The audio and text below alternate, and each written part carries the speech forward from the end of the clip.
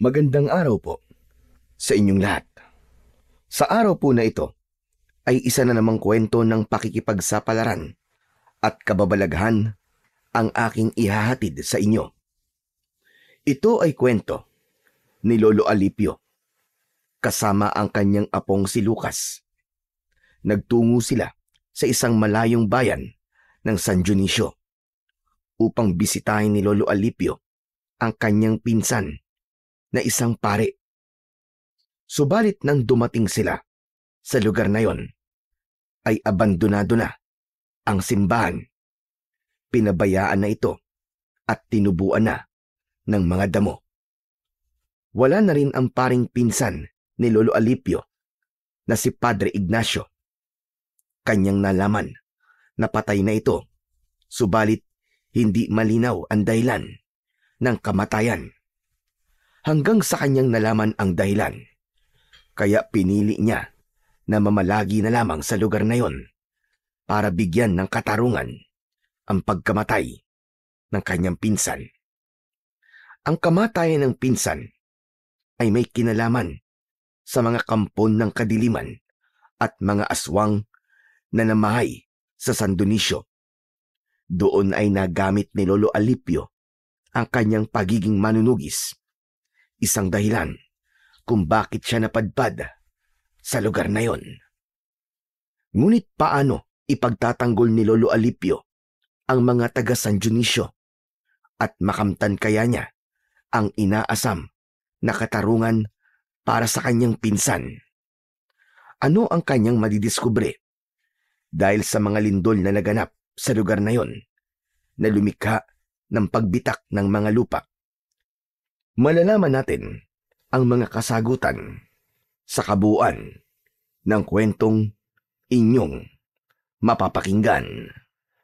Ngunit bago ang lahat, mga idol, huwag po nating kalimutang mag-subscribe, mag-like at i-hit ang notification bell sa aking mga YouTube channel na The Voice Addict at Apong Isaak para sa mas marami pang makapigil hininga na kwentong aswang at katatakutan mula sa mundo ng kababalaghan.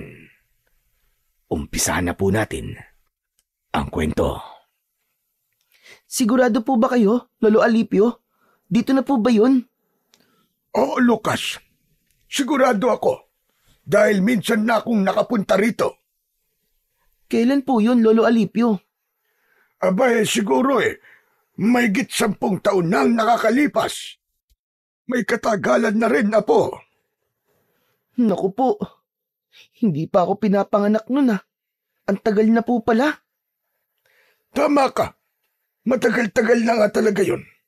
Pero hindi ako maaaring magkamali dahil natatandaan ko itong simbahan. Tapos yung malaking puno na narito sa bakuran. Diyan ako nagpapalipas ng oras. Halos 1 linggo rin akong tumigil dito noon. Pero marami na pong nangyari, Lolo Alipio. Matagal na po yun eh. Saka tignan niyo po. Mukhang matagal na rin pong hindi ginagamit itong simbahan. Kinapitan na po ng mga gumagapang na damo. At santambak po ang mga tuyong daon na nagkalat. Tignan niyo po oh. Yun nga ang ipinagtataka ko. Mukhang matagal nang hindi ginagamit itong simbahan. Pinaglipasan na ng panahon. Oo nga po eh. Ibig sabihin po, wala pong tao dyan sa loob ng simbahan. Alamin natin, Lucas. Dito tayo dumaan sa gilid ng simbahan. Ang natatandaan ko may daan dito sa likuran.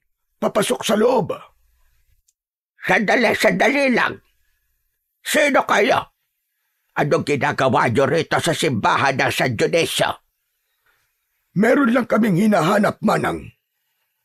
Ay, anong manang ang sinasabi mo?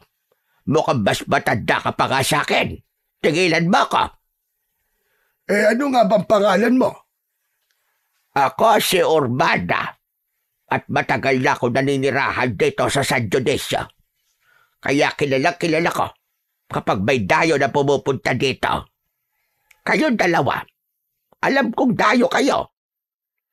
Opo, Aling Urbana. Ngayon lang po kami nakarating dito ni Lolo Alipio dito po sa inyong lugar. Ako nga pala si Alipio. At itong apo ko ay si Lucas. Meron lang kasi kaming hinahanap, Urbana. Sino ba ang hinahanap ninyo? Si Father Ignacio. Alam ko na siya ang kura paroko dito sa inyong simbahan. Matagal nang wala ang taong hinahanap mo. Wala na rito si Padre Ignacio. Nasaan siya? Wala akong panahon para pag-usapan ang pari na yon. Teka, bakit naman?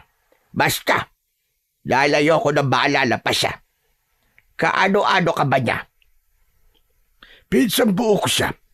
Nagpunta ko rito para sana bisitahin siya. Pero wala na pala siya rito.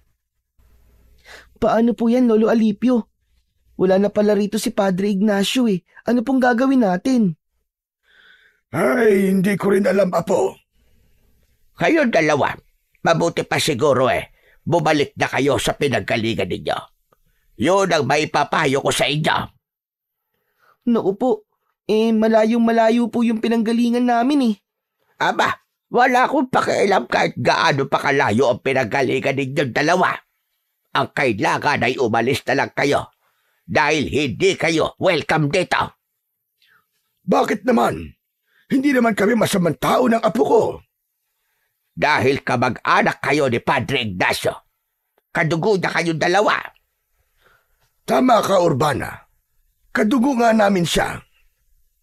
Ayun na nga Kaya mas maigi kung aalis na lamang kayo bago pa pag-initan kayo ng mga tao rito.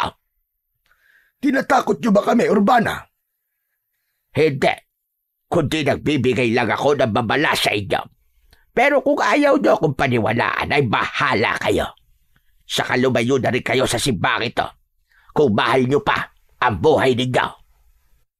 Umabot din ng 1.5 araw ang naging paglalakbay namin ng apo kong si Lucas para lang makita at makarating sa bayan ng San Dionisio. Dahil nga may 10 taon o 1 dekada na ang nakakalipas mula nang una akong makapunta sa lugar na yon. Kaya naman, naging mahirap para sa akin ang pagbalik. Maigi na lamang at natatandaan ko pa rin ang itsura ng simbahan. Subalit laking pagtataka ko na tila ba pinabayaan na ang simbahan ng San Dionisio. Hindi rin ako makapaniwala sa sinabi ng matandang babaeng may kasungitan at nagpakilalang si Urbana. Ayon sa kanya, ay matagal nang wala roon ang aking pinsan na si Padre Ignacio. Hindi naman masabi ng babaeng aming nakausap kung ano ba talaga ang nangyari. Bakit wala na siya roon at kung nasaan na siya? Tila ba may mga bagay itong ayaw niyang pag-usapan? Ang ibig mangyari ni Urbana ay bumalik na lamang daw kami kung saan kami nanggaling. Subalit, hindi na namin maaaring gawin yon ng apo kong si Lucas. Hindi na kami pwedeng bumalik sa lugar na pinanggalingan namin. Kaya nga kami umalis sa pinagmulan naming lugar ay para tuluyan ng iwan yon at hindi na bumalik pa. Hinanap ko ang kamag-anak kong si Padre Ignacio upang humingi ng tulong sa kanya at nang meron din kaming matutuluyan ni Lucas. Kaya nga lamang, mabibigo lamang pala kami. Wala na sa San Dionisio ang pinsan kong pari. Lolo Alipio, paano po tayo nito? Ano pong gagawin natin? Hindi tayo aalis sa lugar na to, Apo. Pero narinig niyo po ba yung sinabi po ni Aling Urbana? Hindi daw po tayo pwede sa lugar nila. Bakit? Sino ba siya? Hindi naman siguro siyang may-ari ng lugar na ito. Saka, naniniraan lang din siya rito. Kung wala na po dito si Padre Ignacio, Lolo Alipio, nasan po kaya siya? Yun ang kailangan nating alamin, Lucas. Gusto kong malaman kung nasaan na ang pinsang kong si Padre Ignacio. Kung ano bang nangyari sa kanya. Saka, kung bakit tila pinabayaan na itong simbahan. Sapagkat wala kaming matutuluyan ng apo ko, Kaya nagpasya kung manatili kami sa abandonadong simbahan ng San Dionisio. Wala namang mga kabayan na malapit sa simbahan, kaya walang makakakita sa amin. Nagpunta kami ng apo ko sa gawing likuran ng simbahan dahil hindi nakakandado ang nakita kong pintong kahoy sa likod ng simbahan. Kaya naman nakapasok kami. Sa pagpasok namin ng simbahan ay nagulat pa kami ng apo ko dahil may nagliparan na mga paniki na doon ay namamahay. Talagang matagal na pong walang tumutuloy dito, Lolo Alipio. Nagiging bahay na rin po ng mga paniki. Nagtataka talaga ako. Bakit hindi na kaya ito ginagamit? Baka po dahil sobrang luma na. Pero hindi mo ba nakikita po? Maaari pa itong gamitin dahil matibay pa itong simbahan. Baka po tinamad na rin pong magsimba yung mga taga rito, Lolo. Pero bakit naman? Maraming katanungan ang lumigalig sa isipan ko habang nasa loob kami ng simbahan. Ang mga katanungang yon ang nais kong isa-isang mabigyan ng kasagutan.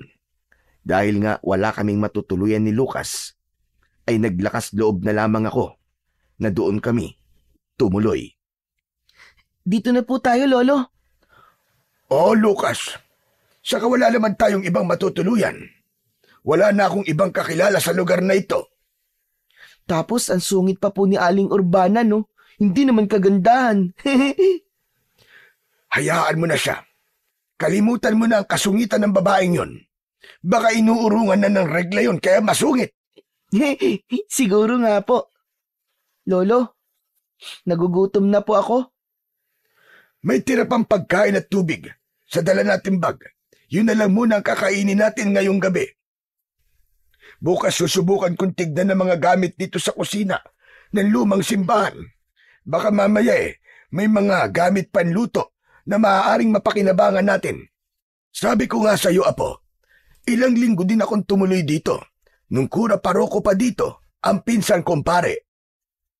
Upang mapawi ang nararamdaman naming gutom ni Lucas, ay pinaghatian namin ang natitirang tinapay at tubig.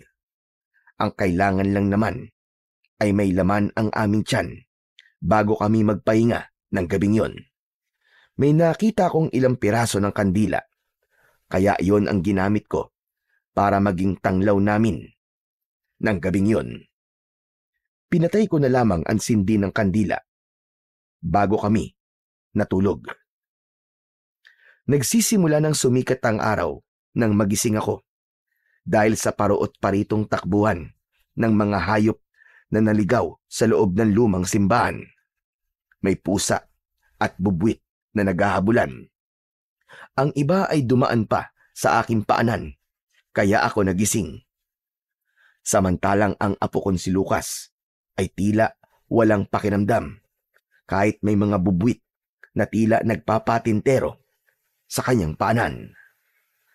May naulinagan akong tila may nag-uusap sa labas, kaya tumayo ako para silipin kung sino ang mga yon. Magkukubli pa sana ako, kaya lamang ay nakita na nila ako. Nagbalik pala roon ang babaeng mataray na si Aling Urbana. May kasama siyang lalaki na mas bata ang edad kaysa sa akin. Nasa edad 65 na ako. Ang lalaking kasama naman ni Urbana ay sa tingin ko ay nasa edad 50 pa lamang. Dahil nakita na ako ni Urbana, ay hindi na ako nakapagtago pa. Wari naiinis itong sumugod sa akin at nakasunod sa kanya ang lalaki niyang kasama. Tignan mo ka naman. Ang tigas din ang ulo mo, no, Albino? Sinong Albino sinasabi mo? Abay ikaw, hindi ba Albino ang pangalan mo? Alipio ang pangalan ko, Urbana, hindi Albino. Pasensya na. Nakalimutan ko. Saka magkatunog naman marami kasi akong iniisip. Pero teka lang. Ano pa ba ang ginagawa niyo rito? Nasaan ang apo mo? Natutulog pa siya. Nakita mo na. Ginawa niyo ng panuluyan itong simbahan. Wala kasi kaming ibang matutulugan. Kaya dito na kami nagpalipas ng gabi. Sino ba nagbigay sa inyo ng pahintulot para matulog dito sa simbahan? Wala, di ba? Matigas din ang ulo mo, no? Sinabihan na kita kahapon na umuwi na lang kayo kung saan man kayo galing. Sandali. Makikialam na ako. Urbana, ano bang ikinagagalit mo sa kanila? Hindi mo ba nakikita, Kapitan Simo? Basta na lang silang tumuloy dyan sa loob ng lumang simbahan at ginawa pang tulugan nang wala namang nagbibigay sa kanila ng permiso. Ano naman? Nakitulog lang naman sila. Saka wala naman silang naaabala sa loob ng simbahan. Matagal nang walang tumutuloy dyan. Inabando na nga ito, hindi ba? Hindi na rin ginagamit para sa pagsisimba. Kaya nga sayang. Kahit na ba mali pa rin na basta silang papasok dyan sa loob at ginawa pang tulugan. Baka babaya masamang tao pa ang Alipyo na yan kung anong gawin dito sa lugar natin. Mukha namang hindi siya masamang tao. Saka Kapitan, kahapon po ay nakausap ko na rin si Urbana. Nasabi ko po sa kanya na kaya po ako nandito ay dahil meron po akong hinahanap. Ipinagpatuloy ko ang aking pagpapaliwanag kay Kapitan Simo. Wala kasi siyang nalalaman dahil hindi naman yun sinabi ni Urbana. Kaya sinabi ko sa Kapitan ang dapat niyang malaman kung bakit kami napadpad ng apo ko sa lugar na yon. Yun naman pala hinahanap ni Mang Alipyo ang pinsan niyang si Padre Ignacio. Kaya nga lamang ay wala na pala siya rito, Kapitan Simo. Oo, Mang Alipyo. Matagal na rin wala siya rito. Wala ho kasing nakarating sa akin na hindi na pala siya dito nakadestino. Ibig mo sabihin hindi nakarating sa inyo. Napatay na si Padre Ignacio? Ano kanyo, Kapitan? Patay na siya? Oo. At mismo sa loob ng opisina niya dito sa simbahan, natagpuan patay si Padre Ignacio. Anong ibig mo sabihin, Kapitan Simo? Anong ikinamatay ng pinsang kumpare? Yan ang hindi pa rin malinaw sa mga taga rito. Anong ibig niyo sabihin? Isang misteryo ang pagkamatay niya, ganun ba? Ang sabi lang, pinatay siya ng kampo ng dilim dahil na rin sa kanyang malaking pagkakasala. Teka sandali, ano namang pagkakasala ang nagawa ng pinsang ko? Ayokong pag-usapan natin ang bagay na yan dahil kinikilabutan ako. Kapitan Simo, mauna na ako. Meron pa pala akong dapat pang gawin. Maiwan ko na kayo rito. Kapitan, hindi ko maintindihan ang sinasabi ni Urbana. May alam po ba kayo? Ang totoo, wala rin ako masasabi. At hindi ko rin alam ang buong detalye tungkol sa nangyari kay Padre Ignacio. Dahil wala ako dito noong mga panahong yun. Naroon ako sa Maynila at nagtatrabaho. Nabalitaan ko na lang na patay na si Padre Ignacio. Mula nung namatay siya, wala nang inihalili sa kanya. Hindi na nagpadala pa ng bagong kura paroko. Hanggang sa mapabayaan na rin itong simbahan. Umiiwas na rin ang mga taga rito na magtungo rito para magdasal. Pero bakit naman? Dahil ginawa raw na pugad ng masasama ang simbahan at kagagawan daw yon ni Padre Ignacio. Hanggang dun lang ang alam ko, pero hindi malinaw sa akin ang buong detalye. Lalo ko naguguluhan sa mga sinabi niyo sa akin, Kapitan Simo. Kaya nga sa palagay ko ay tama lang na napadpad ka rito sa San Dionisio dahil ikaw mismo makakatuklas ng totoong nangyari. Yun talaga ang gagawin ko, Kapitan Simo. Pero may pakiusap sana ako sa inyo. Ano ho yun, Mang Alipyo? Wala kasi kaming matutuluyan ng apo ko habang nandito kami. Maaari bang dito na kami tumuloy sa simbahan? Total hindi naman na ito ginagamit. At bilang ganti ko sa pagpapatuloy niyo sa amin dito, sisikapin kong linisin ang simbahan na ito. Aba, magandang suggestion yan, Mang Alipyo. Ang totoo, dapat talagang nililinisan itong simbahan dahil lalo lang kinatatakutan dahil sa dami ng mga halamang gumagapang na lalo lang nakakasira sa itsura ng simbahan. Huwag kayong mag-alala, Kapitan. Ako na hong bahala. sisikapin kong linisin ang simbahan habang nakatira kami dito. Dahil madali kausap si Kapitan Simo, kaya pumayag siya sa aking naging mungkahi. Hindi ko naman siya bibiguin at tutuparin ko ang aking ipinangako sa kanya. Ang nais ko'y manatili pa sa lugar na yon. Ibig kong malaman ang katotohanan tungkol sa tunay na nangyari sa aking pinsang pare. Paanong tila galit sa kanya ang mga tao roon base sa naging reaksyon ni Urbana. Buti po pumayag po yung kapitan. Na dito po tayo tumira, Lolo Alipio. Oo, Apo. Pero ang kailangan lang natin gawin ay linisan itong simbahan. Kaya kailangan tulungan mo ako, ha? Pero ang dami-dami pong lilinisin dito, Lolo Alipio. Siyempre, pakunti-kunti ang gagawin natin paglilinis. Dahil hindi naman natin makakayang linisan kagad ito ng ganong kabilis. Sige po, tutulong po ako, Lolo. Ayos. Pati paggawa ng mga ibibenta nating gamot mula sa ugat at dahon ng halaman ay dapat tulungan mo rin ako, ha? Para meron tayong pagkakitaan. Kasi kailangan natin yon para meron tayong pambili ng pagkain natin. Okay po, Lolo. Lolo Alipio, hanggang kailan po ba tayo dito? Hindi ko rin alam, Apo. Sa palagay ko matatagalan tayo dahil meron akong dapat ayusin at tiyakin. Kaya lang po, Lolo Alipio. Nakakalungkot po na wala po dito si Padre Ignacio. Akala ko pa naman magkikita kami. Patay na po pala siya. Yun nga ang kanilang sinabi. Kaya nga kailangan pumirmi muna tayo dito para malaman ko kung ano ba ang totoong sinapit ni Padre Ignacio. Sapagkat ipinangako ko ang paglilinis ng simbahan, kaya sadyang naglaan kami ng oras ng apo ko upang maglinis doon.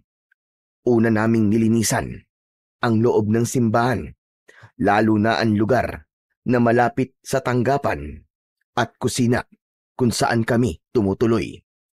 Inunti-unti rin namin ang paglilinis sa labas. Inalis at binunot ang mga tumutubong damo upang maging maaliwalas ang bakuran nito. Kaya naman, kahit papano, ay nakita ang pagbabago sa lumang simbahan. May mga taong ikinatuwa ang ginawa naming paglilinis sa simbahan. Isa na roon ay si Rosana, isang deboto na malayong-malayo sa ugali ni Urbana. Salamat na lamang at dumating kayo rito sa San Dionisio. Kahit paano, ay umayos na tong simbahan. Abang-aba na kasi ang itsura nitong simbahan. Masyado nang pinabayaan. Tama ka, Alipio. Mula kasi na mawala si Padre Ignacio, lumayo na ang mga tao para magsimba. Kaya nga pinabayaan na rin nila ang simbahan. Ganun na nga. Pero bakit pati ang pagsisimba ay para bang kinalimutan na rin nila? Dahil nawala na sila ng tiwala sa alagad ng Diyos. Kay Padre Ignacio? Oo, Alipio. Hindi kasi nila nagustuhan ang mga nangyari.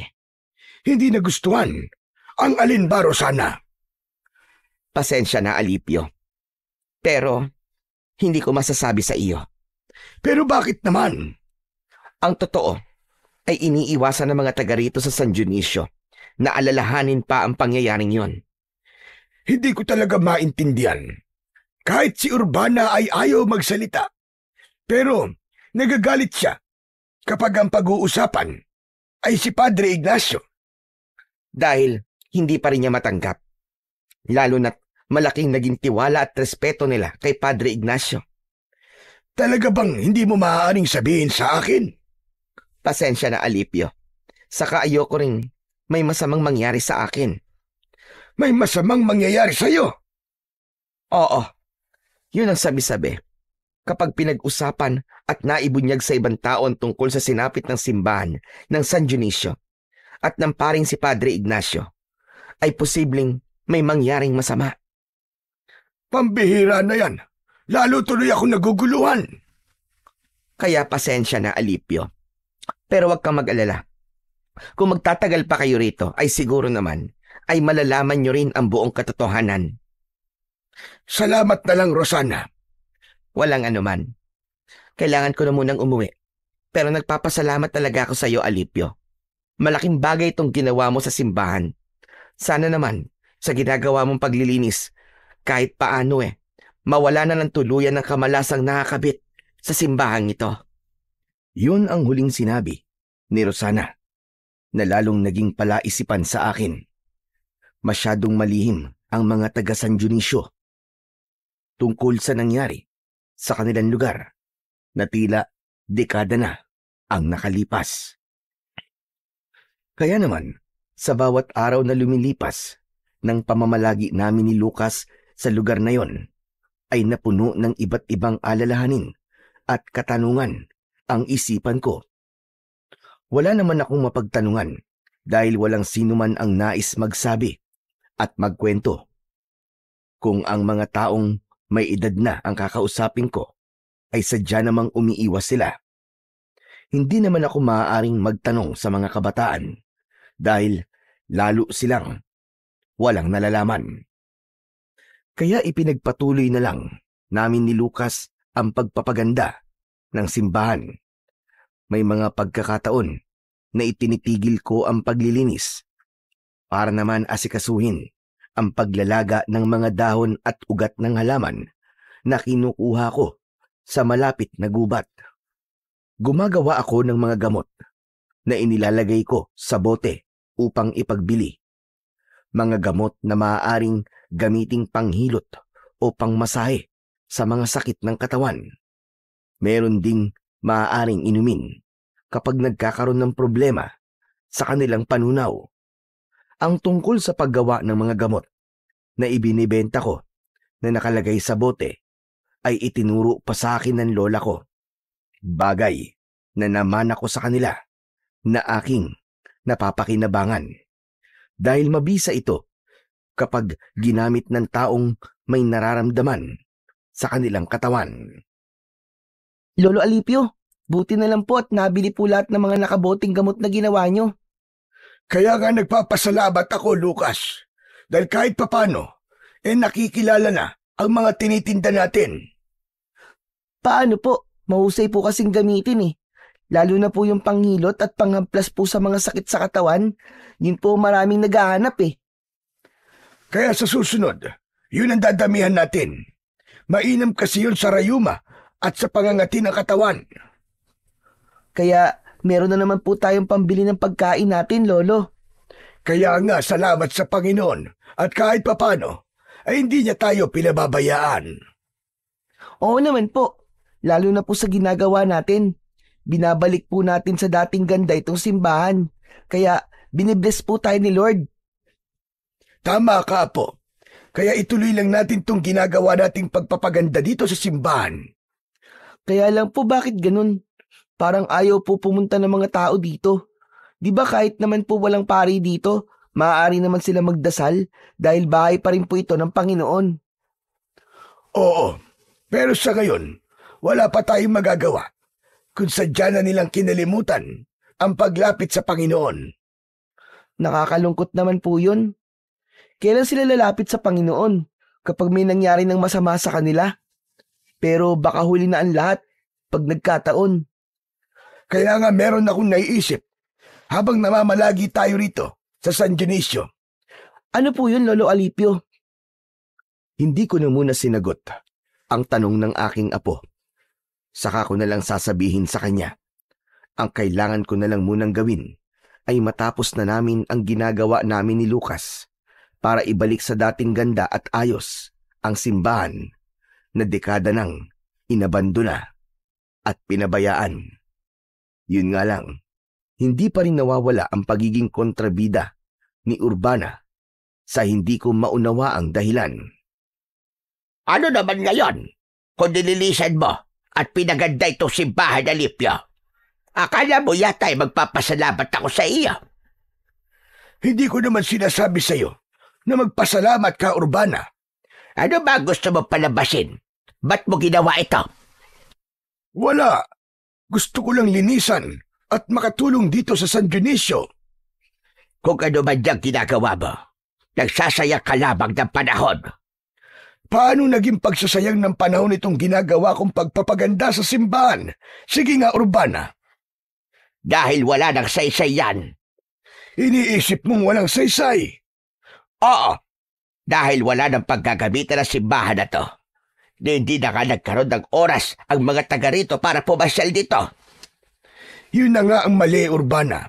Dapat nga ikaw ang isa sa kinakikitaan na hindi dapat lumayo ang mga taga rito sa paniniwala sa Panginoon. Matagal na silang lumayo. Yun nga ang mali. Kasalanan yun ng pinsan mo, si Padre Ignacio. Hayang ka na naman, Urbana. Isinali mo na naman ang pangalan ng pinsang kumpare. Abay, dapat lang naman. Pero wala ka pa rin ipinapaliwanag sa akin, Urbana. Hanggang ngayon ay pinag-iisip mo ko kung ano ba talaga ang dahilan. Wala na saysay para malaman mo pa. Dahil hindi na maibabalik ang mga nangyaring kamalasan. Yun nga ang gusto kong malaman, Urbana. Anong kamalasan ba sinasabi mo? Anong naging kasalanan ni Padre Ignacio? Kahit ulit-ulitin ko, ang pagtatanong at pamimilit ay sadyang nakasara ang bibig ni Urbana para sabihin sa akin ang dahilan. Tila ba isang lihim yun na ayaw nilang mabuksan pa. Bagamat patuloy akong umaasa na darating din ang tamang panahon para sa kwentong yun na pilit nilang itinatago sa akin. Ilang buwan na rin ang pamamalagi namin ni Lucas sa San Dionisio. Hindi na rin nila pinakikialaman ang pananatili namin sa simbahan dahil nakita nila na wala kaming masamang intensyon doon. Katunayan nga ay nilinis pa namin at inayos yun. Kaya lamang ng gabing yon na nagpapahinga na kami ng aking apo nang makarinig kami ng kakaibang ingay na tila may ungol na nagmumula sa ilang sulok ng simbahan. Noon ko lang yun narinig at maging si Lucas ay nagising na rin at narinig ang nakakakilabot na ungol. Lolo Alipio, ano po ba yun? Parang may ungol po at nahihirapan ah. Naririnig niyo po ba? Baka guni-guni mo lang yun, Apo. Hindi po. Dinig na dinig ko po eh. At parang nandito lang po sa loob ng simbahan. Huwag mo nalang pansinin, Lucas. Sige na, ituloy mo na lang ang pagtulog mo.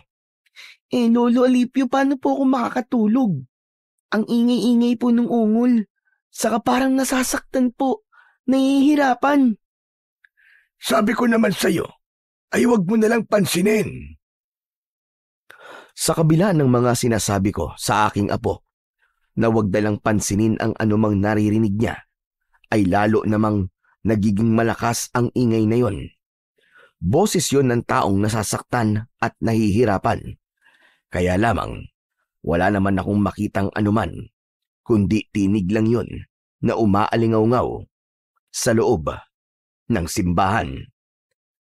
Lolo Alipio, natatakot po ako. May multo po yata dito sa simbahan eh. Pero bakit ngayon lang po? Nang dumating naman tayo dito, wala naman tayong naririnig at nararamdaman na ganyan. Hindi ko rin alam, Lucas. Lolo, umalis na lang kaya tayo dito. Ayoko na po rito, natatakot na po talaga ako eh. Pero Apo, wala tayong ibang mapupuntahan. Saka sabi ko nga sa'yo, hindi ba? Hindi pa tapos ang misyon ko rito. Di po ba wala na po rito si Padre Ignacio? Oo, kaya lamang ay meron pa akong kailangang malaman. Kasi naman Lolo Alipio, natatakot na po kasi ako dito eh. Baka mamaya kung ano pa pong mangyari sa atin. Hanggang kasama mo ko, Apo, Lucas. Walang masamang mangyayari sa'yo. Saka siyempre, hindi kita pababayaan. Pareho kaming nahirapang makatulog ng gabing yon dahil sa ungol at ingay na narinig namin ni Lucas. Mag-uumaga na kaming nakatulog dahil tumahimik din ang loob ng simbahan. Nawala ang daing at ungol na nagbigay sa amin ng kilabot. Hindi ko namalayan na kinabukasan ay maaga palang nagising ang apo ko. Hinayaan niya akong nagpatuloy sa aking pagtulog. Kaya lamang, nagulat ako at napabungkawas nang marinig ko ang malakas niyang sigaw. Hala, ang apo ko yun ah. Boses yun ni Lucas. May nangyari sa kanya. Nagmamadali akong bumangon sa pagkakahiga at pinuntahan si Lucas sa lugar kung saan ko narinig ang kanyang sigaw. Inabutan kong takot na takot ang itsura ng apo ko na nakasalampak at nakaupo sa isang sulok ng simbahan. Apo! Apo! Ano nangyari sa'yo? Bakit ka sumigaw? Halos hindi makapagsalita si Lucas. Sabay turo sa isang direksyon. Sinundan ko ng tingin ang direksyon na itinuro niya. Ako man ay totoong nagulat nang hilakbot ako at nakaramdam ng panghihina nang makita ko ang itinuro ng apo ko. Nagkalat ang sariwang dugo sa sahig ng simbahan. Diyos ko! Paano nagkaroon ng dugo riyan? At sariwa pa ang dugo? Lolo, kagabi po narinig po natin. Hindi po siya guni-guni. Mukhang totoo po. May totoong pinahirapan po dito. Imposible yun. Walang ibang tao rito kagabi. Pero bakit po may dugo, Lolo Alipio? At sariwang dugo pa po yan. Tignan niyo po. Hindi pa nga po natutuyo ang dugo eh. Baka may hayop lang na namatay dyan. Lolo, ano po ba nangyayari? Bakit po may ganyan? May pinatay po ba rito kagabi sa loob ng simbahan, Lolo? Sabihin niyo po. Gaya na sinabi ko sa'yo, wala naman tayong nakita, hindi ba? Pero Lolo, may narinig po tayo. Alam niyo po yun. Anong ibig sabihin po ng narinig natin? Hindi ko rin kayang ipaliwanag sa apo ko ang tungkol sa aming narinig ng nakalipas na gabi. Naguguluhan ang utak ko. Hindi ko rin maubos maisip kung ano ba talaga ang meron sa simbahan ng San Dionisio. Kaya pinuntahan ko si Kapitan Simo at sinabi ang tungkol sa nagkalat na dugo sa loob ng simbahan. Ngunit nang magbalik ako ng simbahan na kasama ang kapitan, tila napahiya ako. Ano ba dugo ang sinasabi mo, Mang Alipio? Walang dugo rito, kundi nagkalat na tubig lang. Pero imposible, Kapitan. Kanina po, kitang-kita namin ang apo ko. Sariwan dugo po ang nagkalat dyan. Baka po may problema lang kayo sa mata, Mang Alipio. Kaya ang tingin nyo sa nagkalat na tubig ay dugo. Kapitan, totoo po ang sinasabi ng lolo ko. Saka ako nga po ang unang nakakita sa dugo na yun eh. Maniwala po kayo. Pero wala naman. Paano ako maniniwala kung wala akong nakikitang dugo? Pero paano po kaya nangyari yun? Bakit bigla pong nawala yung dugo? Hindi kaya nananaginip ka lang nang makita mo yun. Hindi po. Gising na gising po ako, Kapitan. Kaya nga lang wala naman talaga akong dugong nakikita eh. Baka iniisip nyo na nasisira na ang ulo namin ng apo ko. Ay, wala naman po akong sinasabing ganun, Mang Alipio. Umalis na si Kapitan Simo na umiiling-iling. Nagmukha tuloy kaming nasisiraan na ng bait dahil sa pangyayaring yon. Pero paanong ang dugo na nakita namin ng apo kong si Lucas ay nawala ng ibang tao na ang tumingin doon, kundi naging tubig lang na nagkalat ang nakita ni Kapitan. Lolo, nakakatakot na po talaga rito. Ang iniisip ko, apo, di kaya may ibang gustong ipahiwatig ang pangyayaring yun. Po, ano pong ibig niyong sabihin, Lolo Alipio? Na may hiwagang nangyari dati pa dito sa simbahan ng San Dionisio. At malamang may kinalaman dun si Padre Ignacio. Yung mga narinig at nararamdaman po ba natin ang gusto niyo pong sabihin? Oo, Lucas. At tiyak, may iba pa tayong madidiskubre kung mananatili pa tayo rito. Patuloy na naging palaisipan sa akin ang mga pangyayaring yon sa simbahan. Kaya lalo lang akong nagkaroon ng interes para manatili pa sa San Dionisio, kahit na nagpupumilit na ang apo ko na umalis na kami. Hanggang minsan isang tahimik na gabi ay may isa muling pangyayari ang hindi namin inaasahan. Naligalig at nagising kami nang biglang pagkalembang ng kampana sa gitna ng hating gabi. Lolo Alipio, pakinggan niyo po. Mabagin langit, paano tumunog ang kampana nitong simbahan? Lolo, may nagpaparamdam na naman po sa atin. Lolo Alipio, iba na po talaga to. Ang kampana naman ng simbahan ang pinakialaman. Bakit po tumunog yun? Sino po nagpatunog ng kampana? Aba, hindi ko rin alam. Wala namang ibang tao rito kundi tayo lang. Umabot ng halos kalahating minuto rin na tumunog ang kampana ng simbahan. Natitiyak kong nadinig din yun ng mga naninirahan sa San Dionisio. Posibleng ipinagtaka nila na nasa gitna ng hating gabi ay nambulao ang kampana. Dahil nga sa pagtunog na yun ng kampana ng simbahan, ay ginising kami ni Lucas ng ingay ni na Kapitan Simo at Urbana. Tila nagpupuyo sa galit ang matandang babae. Gusto akong awayin nang makita niya. Ano ba gusto mo magyari, ha, Alipio? Naparito ka ba para magulo dito sa San Dionisio? Nagawa mo pang patunugin ang kampana? Nananakot ka ba? Bakit naman ako mananakot, Urbana? Yung ginawa mong pagpapatunog sa kampana sa ganitong oras, nahihibang ka na ba? Bakit, Urbana? Ano bang meron kung hating gabi tumunog ang kampana ng simbahan? Hindi mainam na patunugin ng ganitong oras yan. Dahil ginagawa mong tawagin ang mga kampo ng dilema. Ano ka mo? Oo, yun ang ginawa mo. Tumawag ka ng mga katulad mong impakto at masamang espiritu. Siguro kaya ka nagpunta rito ay para magasik ng lagim, katulad ng pinsan mo. Anong sabi mo? Sandali. Aling Urbana, magulos dili ho kayo. Inaaway niyo na naman si Mang Alipio. Dahil hindi na maganda ang kanyang ginagawa. Pero makikisibad nga po muna ako sa inyo kahit bata pa po ako. Gusto ko po sumali sa inyong pinag-uusapan. Bakit? Ano ba sasabihin mo, ha? Ang bata-bata mo pero nakikialam ka na sa usapan na matatanda. Kaya nga po nagpaalam po ako, di ba po? Sige, Lucas. Ano ba sasabihin mo?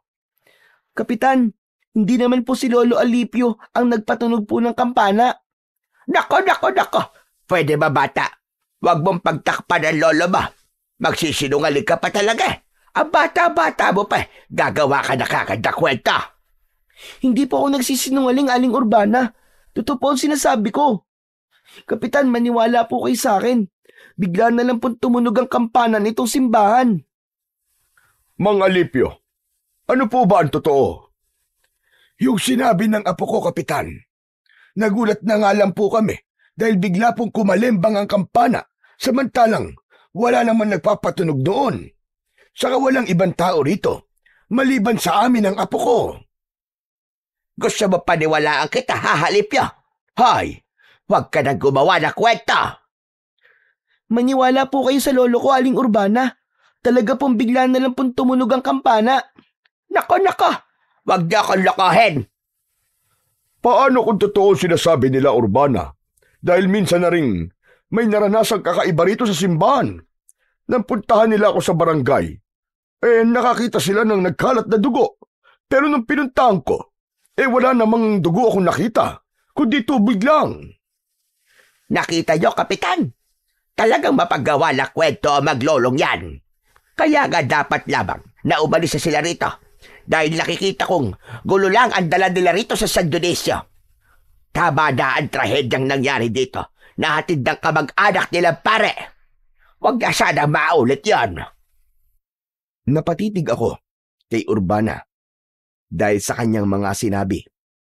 Ramdam ko na unti-unti ay malapit ko nang malaman ang totoong kwento sa sinapit ng pinsan ko at kung ano ang punot dulo ng galit nila kay Padre Ignacio.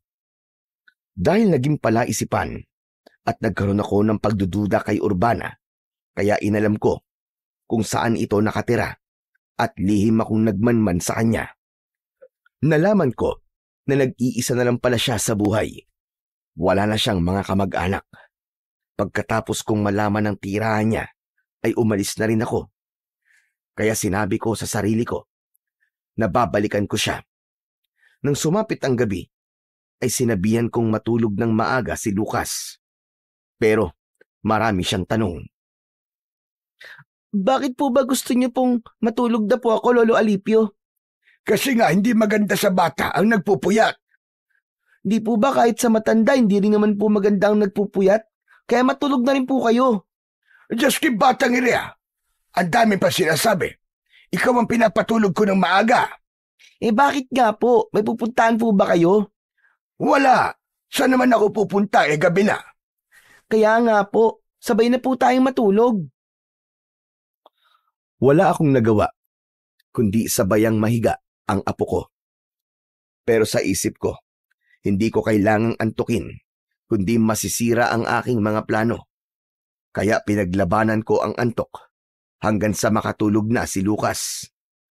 Nang matiyak kong tulog na ang apo ko, ay dahan-dahan akong lumabas ng simbahan upang hindi makalika ng kahit na anong ingay.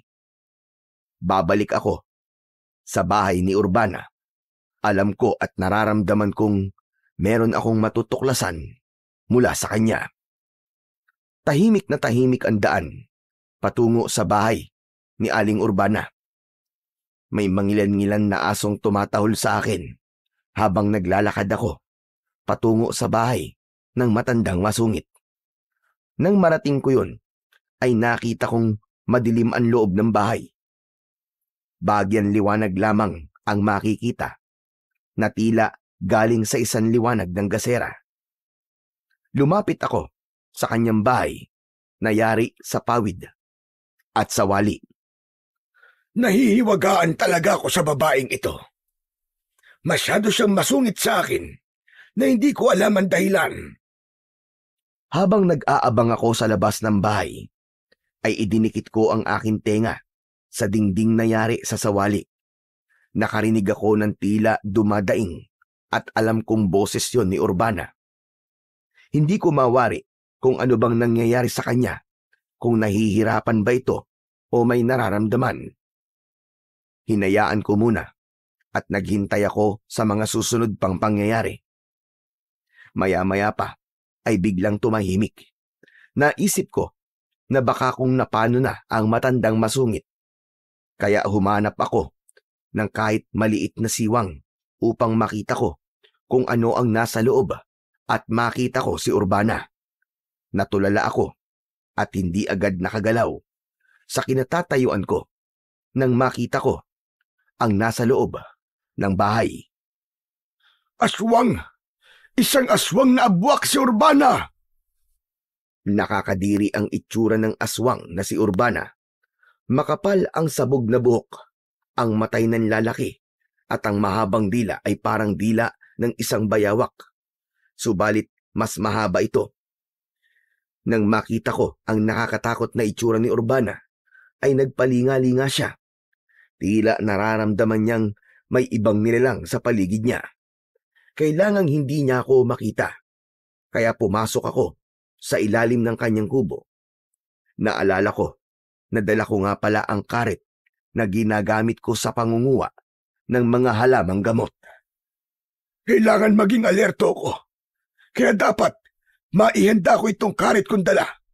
Isang maling galaw lang ng aswang na si Urbana. Siguradong malilintikan siya sa akin. Tatagpasin ko talaga ang leg niya. Subalit maya-maya pa ay nawala ang ingay na kanina lang ay aking narinig. Muli ay sumilip ako sa siwang sa dingding. Wala na akong nakitang anuman sa loob. Wala na rin doon si Urbana. Nawala ang babaeng aswang. Saan kaya pumunta yon? Nagpasya akong umalis, kaya lumabas na ako mula sa silong ng bahay.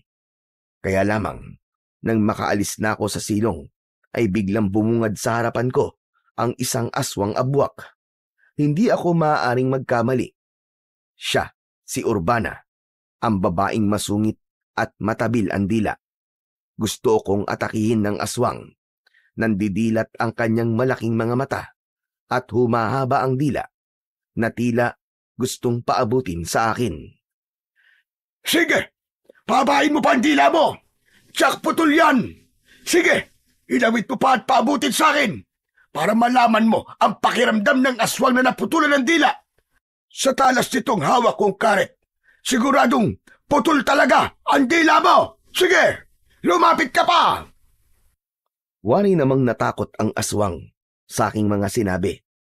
Bigla nitong pinaikli ang kanyang mahabang dila. Subalit ang sama ng pagkakatingin niya sa akin. Alam kong may pinaplano ang aswang na nasa aking harapan. Kaya umayos ako ng aking posisyon.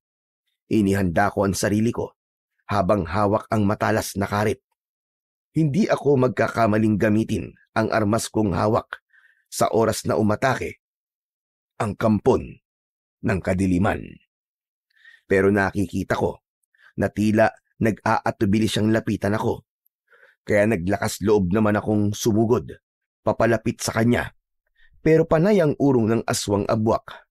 Nakita ko na tila nagdadalawang isip ito. Kaya naglakas loob akong sugurin. Kaya lamang, nabigo ako dahil biglang nagbago ang anyo ng aswang abwak.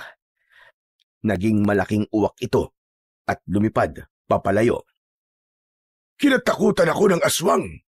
Pero tiyak, matatandaan niya na ako. Kaya delikado na ako sa kanya.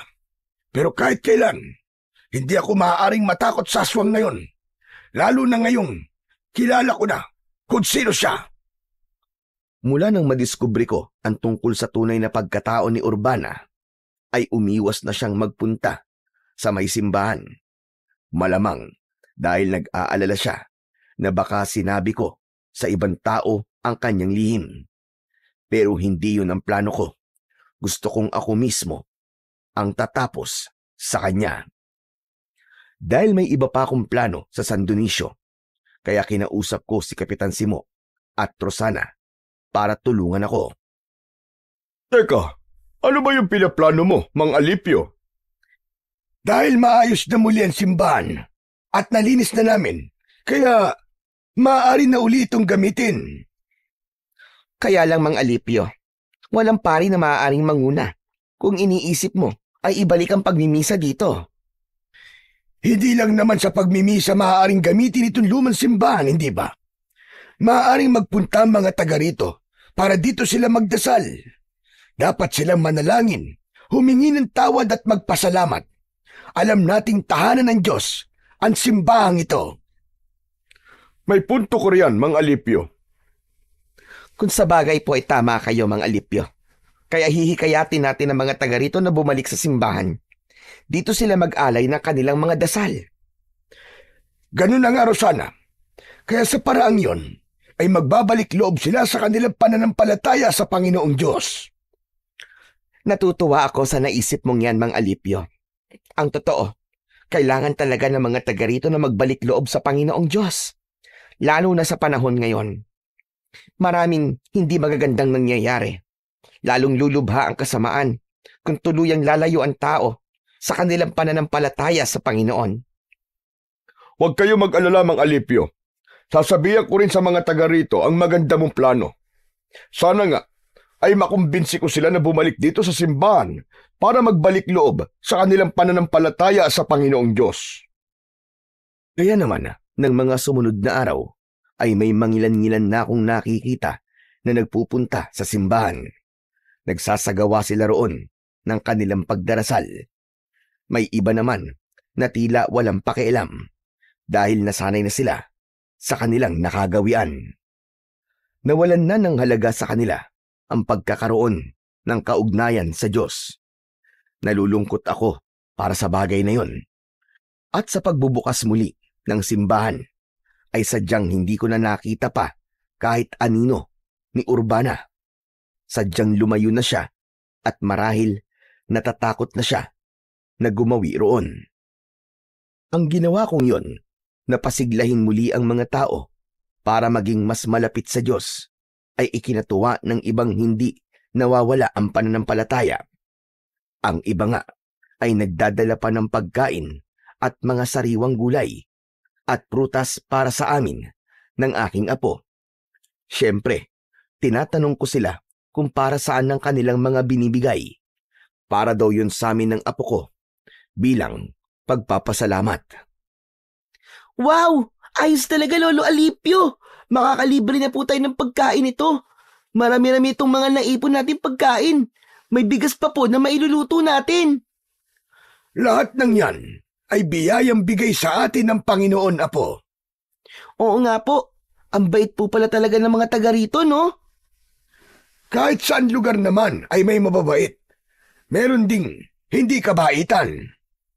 Mga masasama po. Oo, kaya mapalad tayo na may mga taong handang magbahagi ng natatanggap nilang biyaya. Kasi po, natutuwa po sila sa ginawa nating paglilinis at pagpapaganda po dito sa simbahan. Tama ka, Apo. Kung hindi tayo nagtiyaga para linisan at ayusin ito, magmumukha pa rin nakakatakot ang simbahang ito. Marami pa rin ang lalayuan ito. Siya nga po pala, Lolo Alipio. Kanina po, may narinig po ako nag-uusap. Sabi, may masamang nilalang daw po na gumagala po dito sa San Dionisio. Anong klaseng masamang nilalang daw yon? Aswang daw po, Lolo. Di kaya may kinalaman po ang aswang na yon dun po sa mga nararamdaman natin dati pa? Saka yung mga nangyari po dito sa simbahan? Naisip ko nga rin yan, Apo. Posibleng tinatakot tayo para hindi na natin ituloy ang pagsasayos ng simbahan. Gumagawa siya ng bagay na ikatatakot natin at nang iwan na natin ang lugar na ito para maghari ang kampo ng dilim sa lugar na ito. Tama po kay Lolo Alipio. Kasi po, hindi gusto ng kampo ng dilim na buksan uli itong simbahan, di po ba? Tama ka, Apo. Kaya tama ang hinala natin. May kinalaman nga ang kampo ng kadiliman sa mga nararamdaman nating kakatwa. Gusto nilang hadlangan ang mga ginagawa natin.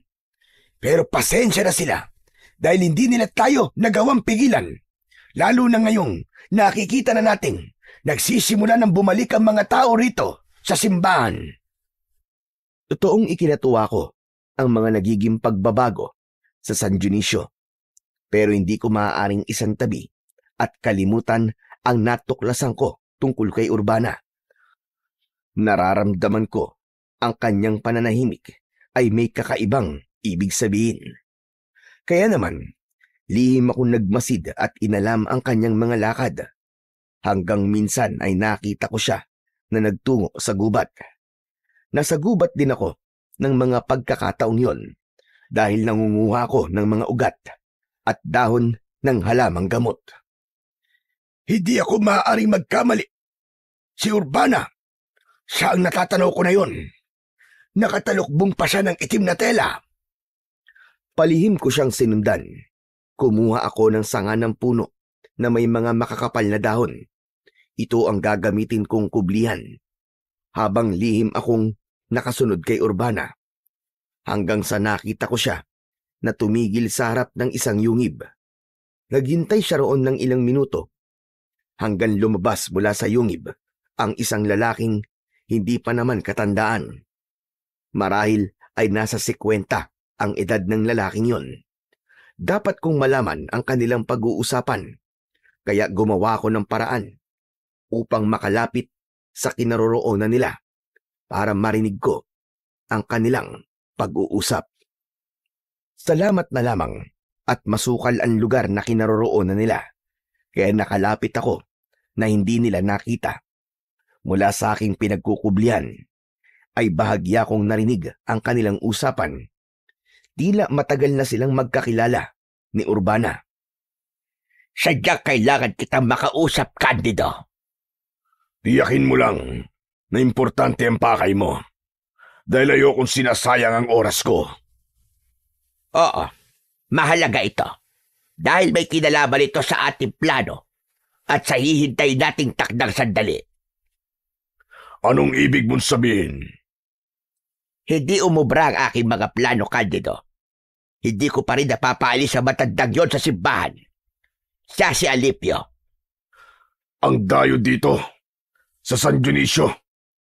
Oo, ang kamag-anak ni Padre Ignacio.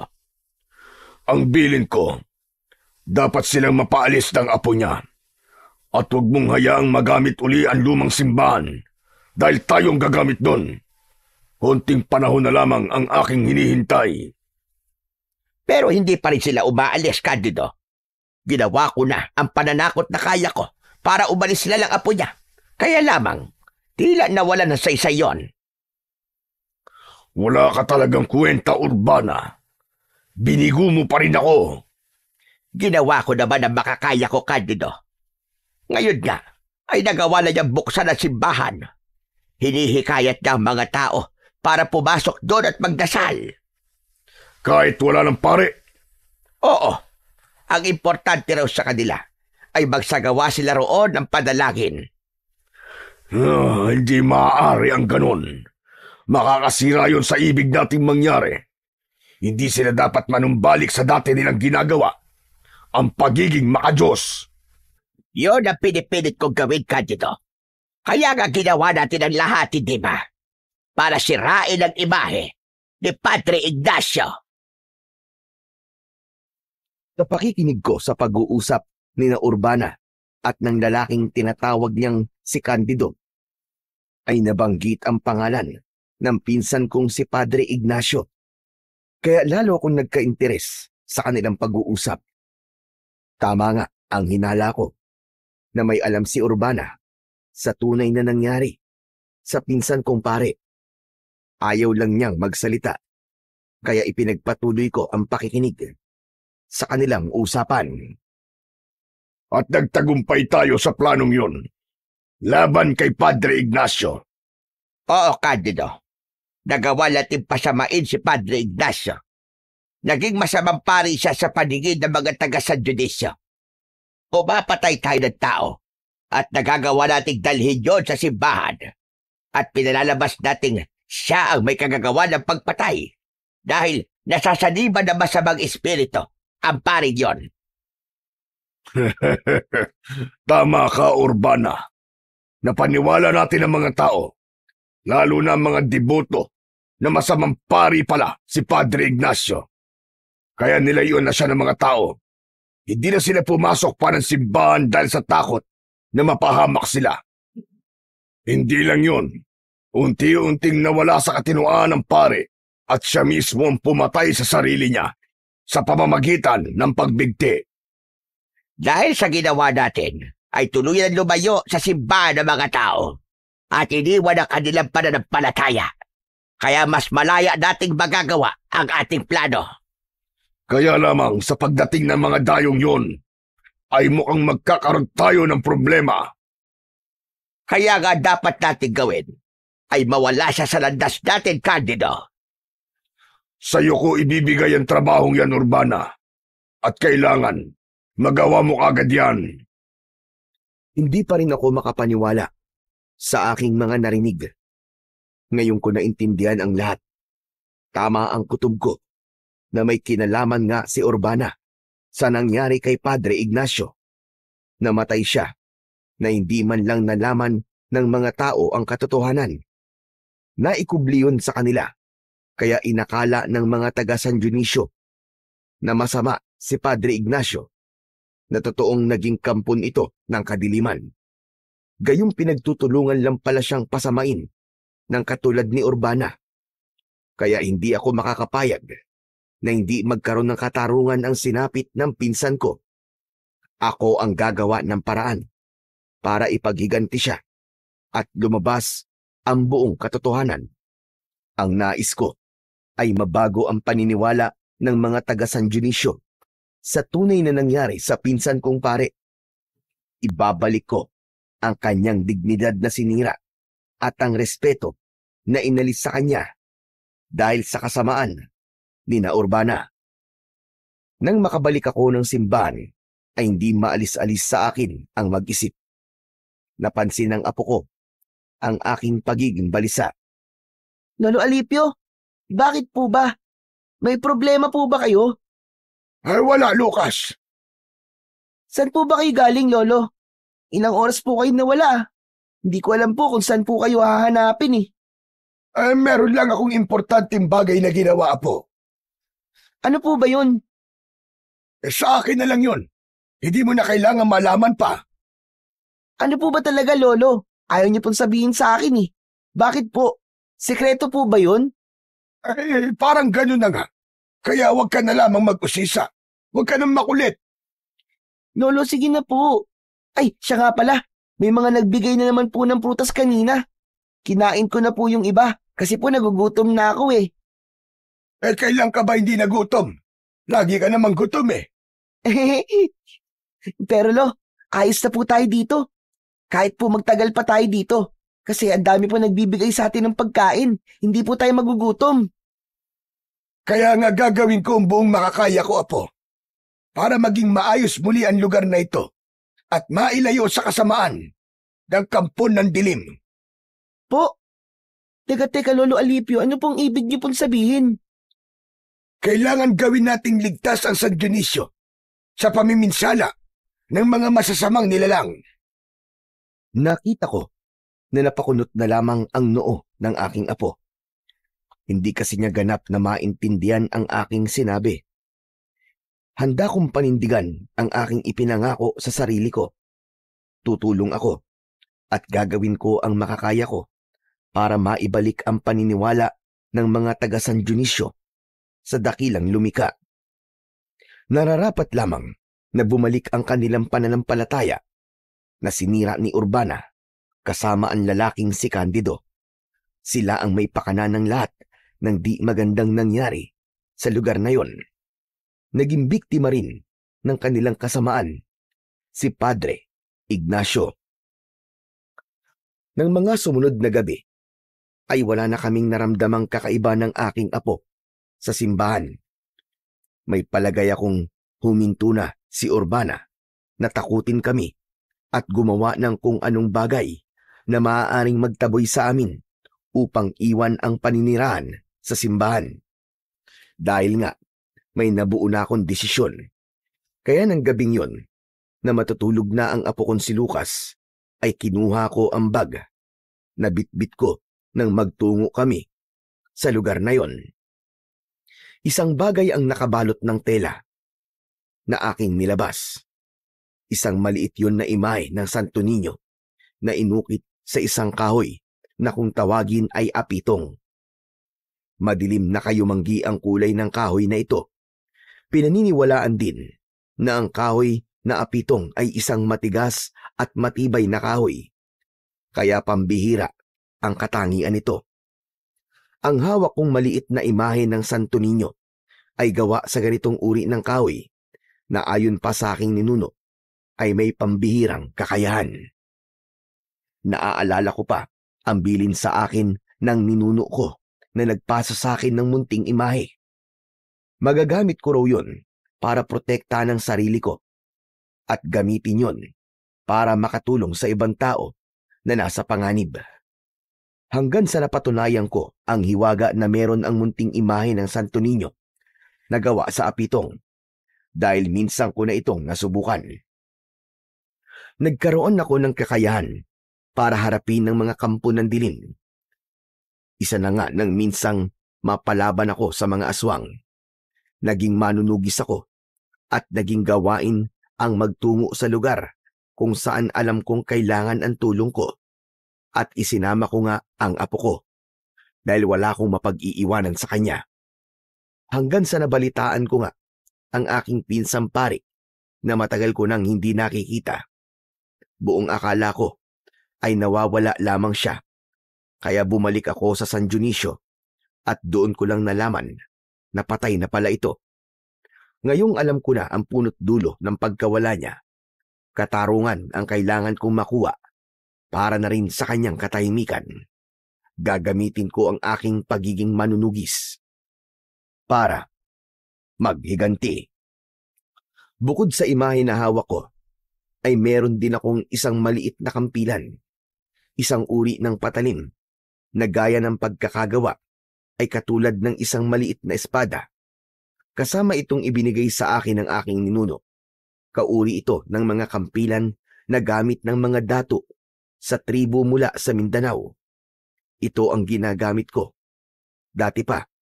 At ngayon ay gagamitin ko uli para harapin sina Urbana at Candido. Bago ako natulog ng gabing yon, ay buo na ang aking desisyon. Hindi ko inaasahan na sa pagtulog kong yon ay magkakaroon ako ng isang panaginip. Sa aking panaginip ay nakausap ko ang pinsan kong pari na si Ignacio. Umiiyak siya at nagmamakaawa. Isinalaysay niya sa akin ang kanyang masaklap na karanasan kung paano siya nilapastangan ng mga masasamang nilalang. Pari siya, subalit ng mga panahong yun ay mas naging malakas ang kapangyarihan ng kasamaan, kaya nagtagumpay ang mga ito. Sa pag-uusap namin sa aking panaginip, ay sinabi niyang lahat ng kasamaan ay may katapusan. Ako ang dapat tumapos sa kasamaan ni na Urbana, kaya ako napadpad sa lugar na yon sapagkat ako ang magliligtas sa mga taga San Dionisio para hindi sila tuluyang mapahamak at huwag tuluyang lumayo sa kanilang pananampalataya sa may kapal. Habol ko ang aking paghinga nang ako'y magising. Napanaginipan niyo po ba si Padre Ignacio, Lolo? Tama ka, Apo. Nag-usap kami. Marami kaming pinag-usapan. Baka po may gusto po siyang ipagawa sa inyo. Kaya niyo po siya napanaginipan, Lolo. Oo, Apo. At may pinapakiusap siya sa akin. Kaya hindi ko siya maaaring biguin. Dahil alam kong yun din ang magpapatahimik sa kanya. Mag-uumaga na ng mga sandaling yon, kaya hindi na kami nakatulog pa ng apo ko. Habang naghihintay kami ng liwanag, ay nagpakulo na ako ng tubig para magkape. Habang nagpapakulo ako ng tubig, ay biglang yumanig ang kinatatayuan ko na inakala kong guni-guni lang o baka nahihilo lang ako. Subalit, mas lumakas pa ang pagyanig. Kaya isang bagay lang ang nasabi ko. Lindol! Lumilindol, Apo! Lolo, ano pong gagawin natin? Natatakot po ako. Halika, Apo. Kailangan natin makalabas nito simbahan. Baka kung mapano tayo dito. Nagmamadali kaming tumakbo papalabas. Nagsisimula ng lumiwanag ng mga sandaling yon. Malakas ang naging pagyanig. Umabot din ng ilang minuto ang malakas na lindol. Nang matapos yun, ay nakaramdam kami ng hilo. Hindi muna kami bumalik ng loob ng simbahan dahil sa takot na may kung anong napinsala sa estruktura at mabagsakan pa kami. Ngunit sa awa ng Diyos ay wala namang naging pinsala. Nang lumiwanag na ang buong San Dionisio, ay naging usap-usapan ang tungkol sa nangyaring lindol. Buong akala ko ay walang gaanong pinsala ang nangyaring pagyanig. Sa nalaman kong balita, ay umabot daw ng magnitude 7 ang nangyaring lindol, kaya tiyak na may mga napinsala sa ibang lugar. Subalit ang naging usap-usapan na narinig ko ay ang pagkakaroon ng bitak sa lupa sa iba't ibang lugar sa San Dionisio. Ngayon lang nangyari sa San Dionisio ang ganong kalakas na lindol. Pero salamat pa rin po dahil walang ganong mga bahay ang napinsala. Tama ka, Mang Alipio. Palibasa, hindi naman matataas sa mga bahay dito. Kaya lamang, nagkaroon pala ng malalaking bitak sa lupa. Oo nga. Kung titignan ng mga bitak, nakakakilabot. Para bang may kung anong maaaring lumitaw mula sa pagitan ng mga bitak. Natahimik ako sa sinabi ni Kapitan Simo. Dahil may naaalala ko, kaya lamang hindi ko maaaring sabihin kay Kapitan. Kaya naman, sinarili ko na lamang yon. Subalit bumalik sa isipan ko ang mga narinig kong pag-uusap ni na Urbana at Candido. Muli ay sinubaybayan ko si Urbana at gaya ng dati ay nakipagkita uli siya sa lalaki sa kuweba. Sa ikalawang pagkakataon ay napakinggan ko uli ang kanilang naging pag-uusap. Ang nangyaring malakas na lindol kagabi, Urbana. Yun ang pahiwatig na malapit na. ang hinihintay natin, Candido? Ang panahon ng pananakop at darating na ang ating mga kakampi. Panahon na rin yon ng paglipol para maghari na dito sa San Dionisio ang kadiliman. Tama ka. Kaya konting sandali na lang. Ipinaramdam na sa atin ang simula. Kaya parating na ang ating pinakahinihintay. Nasa mga pintuan na. Kilabot ang naging hatid sa akin ng tawa na yon ni Candido. Nakita ko rin sa kanyang muka ang nakakatakot na anyo. Anyo yun ng isang masamang nilalang. Pagkakataon ko na sana yun para singilin sila sa kanilang kasamaan. Kaya lamang hindi ako nakapaghanda ng pagkakataong yun. Hindi ko nagawang dalhin ang imahe at ang aking kampilan. Ang mutya na tanging makatutulong sa akin para gawin ang aking plano. Subalit naisip ko rin na hindi ako maaaring magpadalos-dalos sa aking gagawin. Subalit ng gabing yon, mas nakakakilabot ang sumunod na nangyari. Naulit ang malakas na lindol, kasing lakas ng nauna, subalit mas matagal. Ramdam ko ang kapahamakang hatid noon sa San Dionisio.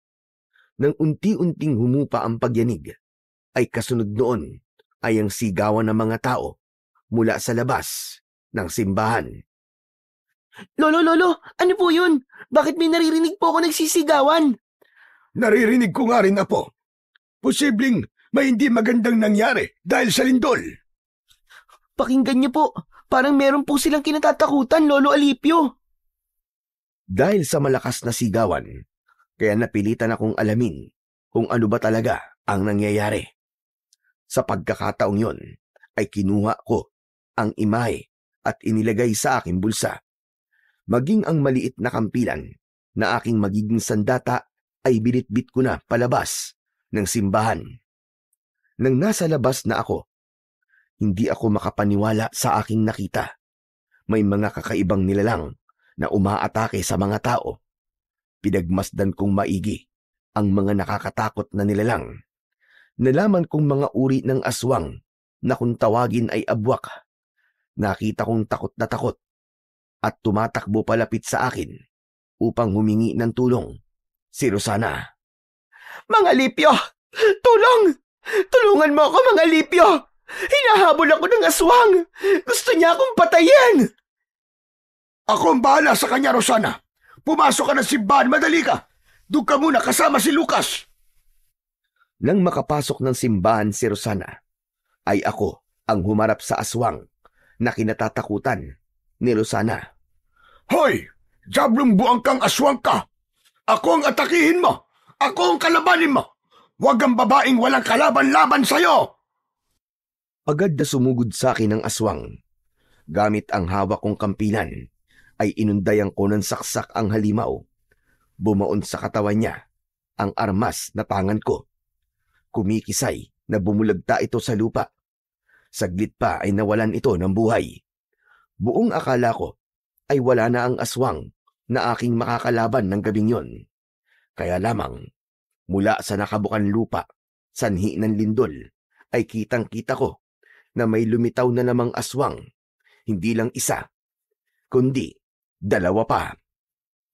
Pambihira! Nanggagaling sa ilalim ng lupa ang mga aswang. Iniluwa ng lupa ang kampon ng kadiliman. Mas mabangis at mas nakakatakot ang mga aswang na nakita kong lumabas mula sa nakabukan lupa. Subalit hindi ako maaaring magpadaig sa kanila. Kaya hinarap ko ng buong tapang ang mga ito. Bawat atake ko sa kanila ay tinitiyak ko na masusugatan sila. Subalit sa bawat sugat na kanilang natatamo, ay lalo lamang silang nagiging mabangis na handang pumatay. Sige, sumugod kayo! Hindi ako natatakot sa inyo. Alam kong hindi ako pababayaan ng anting-anting na hawak ko. Dahil may tulong din ito mula sa kapangyarihan ng may kapal. Nagpatuloy sa pag-atake ang mga aswang. Dahil buo ang tiwala ko, nakakayanin ko sila. kaya hindi ako nabigo. Nagawa kong talunin ang mga ito. Nag-abang ako ng iba pang aswang na muling lilitaw sa pagitan ng mga bitak ng lupa. Subalit, wala na akong nakita. Isa lang ang alam kong dahilan bakit huminto sa paglitaw ang mga kampon ng dilim mula sa bitak ng lupa. Mag-uumaga na at napipigilan ng liwanag ng araw ang paglabas ng mga aswang. Kaya naman, nagbalik na muna ako sa loob ng simbahan. Nakita ko roon si Rosana na nasa mukha pa rin ang takot. Agad siyang lumapit sa akin at nagtanong, Mga Alipio, napatay niyo po ba? Oo, saka wala na ang aswang. Wala nang lumitaw pa. Nakakatakot pa rin. Dahil tiyak kong may darating pa rin, Mang Alipio. Lalo na't nakabuka pa ang lupa na pinagmumulan ng mga kampo ng kadiliman na yon. Nakita ko nga na galing sa nakabukan lupa ang aswang na nakaharap ko. Ano po? Galing po sa ilalim ng lupa ang aswang na nakaharap niyo, Lolo Alipio? Oo, Apo. Bumitak ang lupa dahil sa malakas na lindol. Talagang pinaparusahan ng may kapal ang San Dionisio dahil sa pagtalikod nila sa Panginoong Diyos. Pero may paraan para sana. Kung makakaalala ang mga taga rito para magbalik loob sa kanya. Kaya lang, Mang Alipio, hindi pa rin nanunumbalik ang kanilang pananampalataya. Kaya nga dapat ay makumbinsi natin sila na magbalik loob na sa may kapal. Isa pa malinaw na sa akin ang lahat. Alam ko na ang buong pangyayari sa masaklap na sinapit ni Padre Ignacio. Kung sino ang may pakananan lahat, kilala ko na siya at dapat singilin sa naging kamatayan ng pinsang ko. Si Urbana ho ba ang tinutukoy niyo? Alam mo, yan po ang kutob ko. At naririnig ko din na sinasabi ng iba. Kaya nga lamang walang makapagpatunay. Pero dahil sa sinabi mo, naniniwala na akong siya nga ang isa sa may kagagawa na.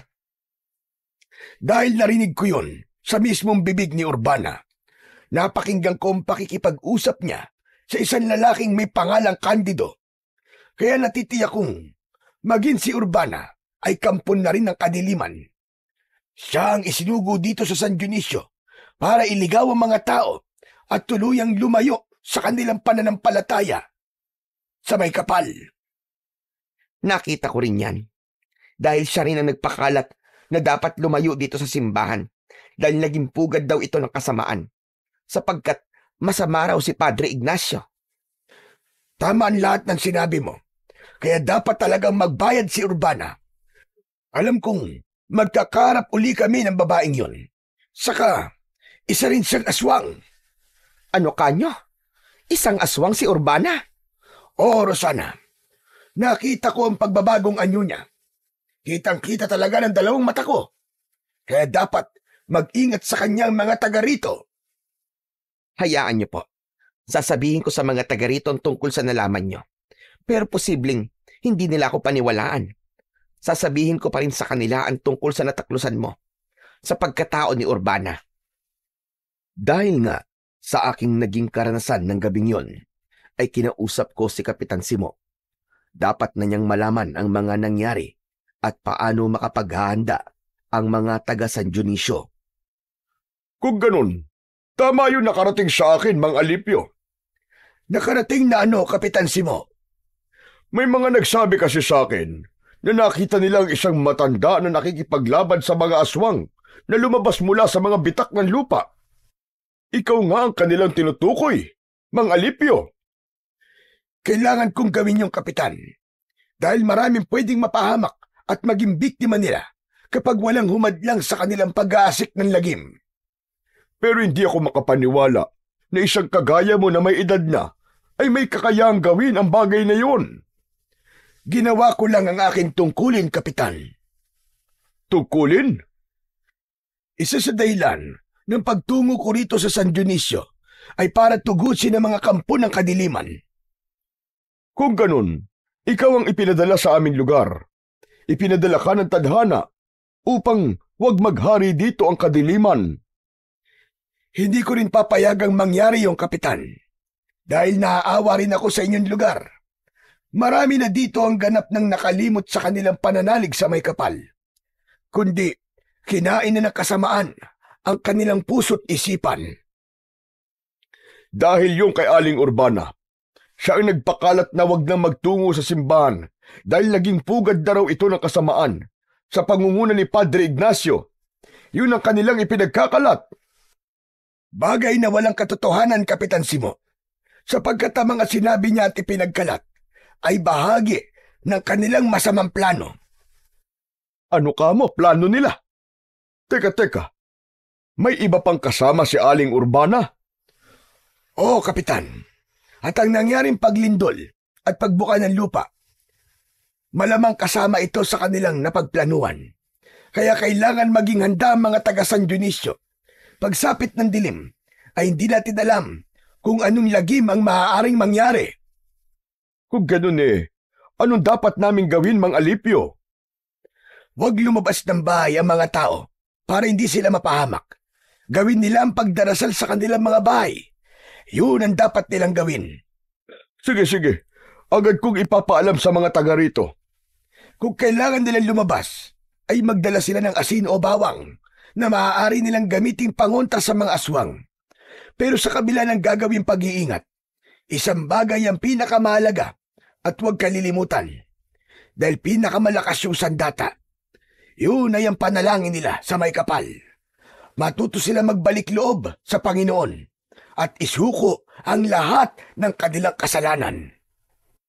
Alam kong sapat na ang mga sinabi ko kay Kapitan Simo para maintindihan niya ang ibig kong mangyari.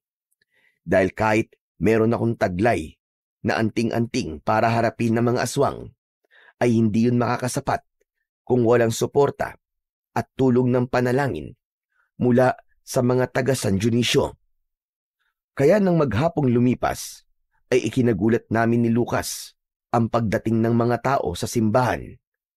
Wala mang pari na nakatalaga roon, ay nagtungo pa rin ng mga tao sa simbahan ng San Dionisio. Lolo, may dumarating po na tao dito sa simbahan. Oo nga po, at nakakatuwa na unti-unti bumabalik na ang kanilang paniniwala sa Panginoong Diyos. Kailangan nilang tulong na may kapal, Lolo. Lalo na po sa nangyayari ngayon dito sa San Dionisio. Tama ka po. Hindi lingid sa kanila ang nangyayaring lagim, ang paglitaw ng mga aswang mula sa mga bitak ng lupa. Habang may mga taong nagpupunta sa simbahan, ay nakita ko ang pagdating ni Urbana sa lugar, malapit sa daan papasok sa simbahan. Kinakausap niya ang mga taong nakikita. Ano bang ginagawa niyo?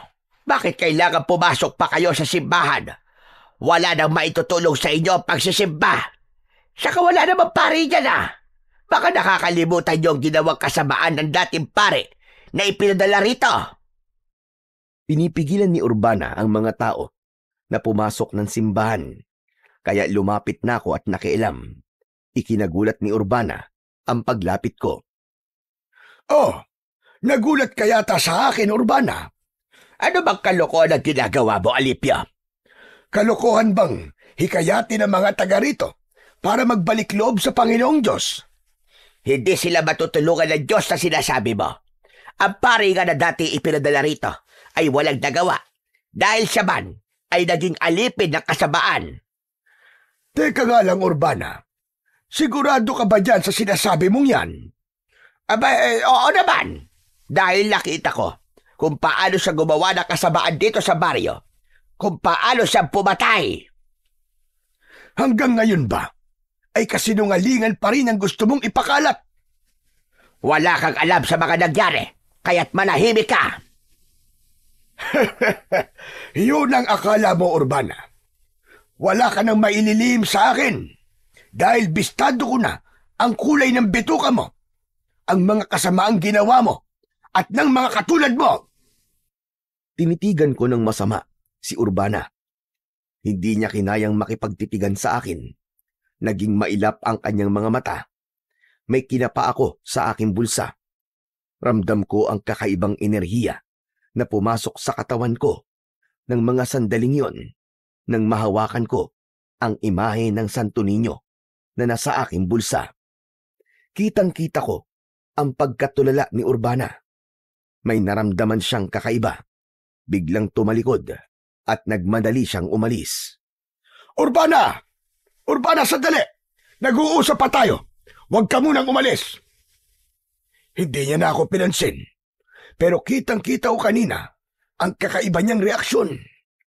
Natakot siya. Lolo Alipio, ano po nangyari kay Aling Urbana? Ayun, biglang umalis. Natakot siguro. Duwag din pala siya eh. Teka lang. Ano palang ginagawa mo rito sa labas? Sinundan ko po kayo. Halika na sa loob ng simbahan. Malapit ng kumagat ang dilim. Mas ligtas ka po kung mamamalagi ka sa loob. Lolo, nandiyan naman po kayo eh. Alam ko po na hindi niyo po ako bababayaan. Dahil sa pangyayaring yon, alam kong muling makikipagkita si Urbana kay Candido. Natitiyak na nilang merong humahadlang sa kanilang plano. Nang muling sumapit ang dilim, ay nakita kong dumating sa may simbahan si Kapitan Simo. May kailangan po ba kayo sa akin, Kapitan? Nasabihan ko na at nakausap ko na mga taga San Dionisio. Gagawin po ba nila ang sinabi ko? Meron pumapayag na gawin, subalit meron din na tuluyan ng nawalan ng pananalig sa may kapal. Sila ang mga napaniwala ni Urbana. Hindi natin sila mapipilit. Kaya nga lamang, hindi yun makakabuti sa kanila. Maaaring kapahamakan ang idudulot nun sa kanilang buhay. Si Urbana, nakita ko kanina. Nagpupuyo sa galit. May kasamang lalaki.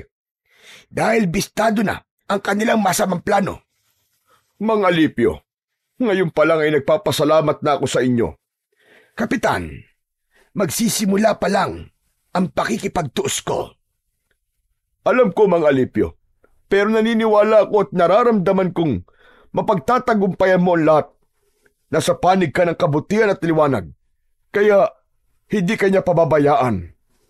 Isang ngiti lamang ang itinugon ko kay Kapitan Simo.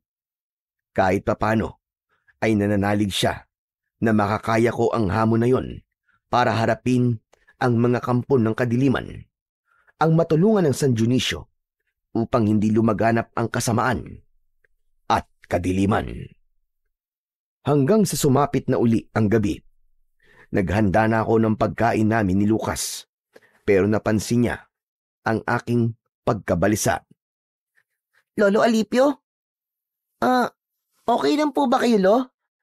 May problema po ba? Ayos lang ako, Apo. Wala namang problema. Parang hindi po kasi, Lo eh. Kanina pa po kayo hindi mapalagay eh. Halika na. Kumain na muna tayo. Lo, gusto niyo po bang samahan ko po kayo mamaya? Saan mo naman ako sasamahan? Alam ko pong may mahalaga kayong gagawin mamaya eh. Kaya nga maaga pa'y kumain na po tayo. Apo, hindi madali ang magiging lakad ko mamaya. Kaya nga po gusto ko po kayong tulungan, Lo. Hindi na. Kaya ko na yon. Pero Lolo Alipio, gusto ko pong tulungan kayong harapin ng mga aswang na nilitaw po sa bitak ng lupa. Huwag sanang maging matigas ang ulo mo, Lucas. Sige na, Apo, kumain na tayo. At mamaya maaga ka magpapahinga. Ramdam ni Lucas ang pagtaas ng boses ko. Ibig lang sabihin nun ay maigpit ang pagbabawal ko sa kanya para wag dalan siyang makialam pa. Isa pa, hindi isang paglalaro ang gagawin ko. Saka para lamang yon sa kagaya kong naatangan para maging manunugis. Tapos na kami maghapunan ng apo ko. Inilatag na ni Lucas ang kanyang magiging tulugan. Samantalang ako ay nag-aabang sa maaaring mangyari sa gabing yon. Maya-maya ay nakarinig ako ng alulong ng mga aso at ingay ng mga ibong panggabi. Biglang nawala ang mga ingay ng hayop na sinundan yun ng pagyanig. Minsan pa ay nagkaroon ng lindol. Lolo Alipio, may lindol na naman po. Oh, biglang huminto. Saglit lang. Ano ba yan? Bakit lagi na lang pong may lindol? Sa nangyaring pagyanig ng lupa, ay may kaba akong naramdaman. May kutob akong may ibang nais ipahiwatig ang bagong pagyanig na yun. Dahil nga may mga bitak na ang lupa dahil sa nakalipas na lindol. Malamang mas lumaki pa ang mga bitak na dadaanan ng mga aswang. Ang mga kampo ng dilim na namamahay mula sa ilalim ng lupa. Tumayo na ako sa aking pagkakaupo para lumabas na ng simbahan. Tiniyak kong nasa bulsa ng pantalong ko ang imahe ng Santo Niño na gawa sa apitong. Ang kampila naman ay kinuha ko na rin sa loob ng bag. Lolo Alipio, lalabas na po kayo? Oo, Apo. Sasalubungin ko na sila. Ang mga aswang po ba? Oo. Natitiyak kung lalabas na sila mula sa mga bitak ng lupa. Mag-aasik na sila ng lagim at mamiminsala sa mga taga rito. Pero Lolo Alipio, Huwag mo nang ituloy ang sasabihin mo. Alam ko na yan. Hindi ba sinabi ko sa'yo? Hindi ka maaaring sumama sa lakad kong ito, Apo. Mas mainam ko nandito ka para na rin sa iyong kaligtasan. Ang tanging maitutulong mo ay taimtim na magdasal. Hindi na sumagot ang apo kong si Lucas sa mga sinabi ko. Mahilig siyang mga tuwiran, pero mas pinili niyang manahimik na lamang. Lumakad na ako papalabas ng simbahan. Gaya ng aking inaasahan, may mga aswang na kagad na sumalubong sa akin. Tama ang kutob ko. Nagsimula ng lumabas mula sa mga bitak ng lupa ang mga kampon ng kadiliman. Sa naging paglitaw ng mga aswang, ay may kakaiba silang ginagawa sa mga taong makikita nila at aabutan sa labas. Hinahatak sila ng mga aswang at dinadala sa bitak patungo sa ilalim ng lupa.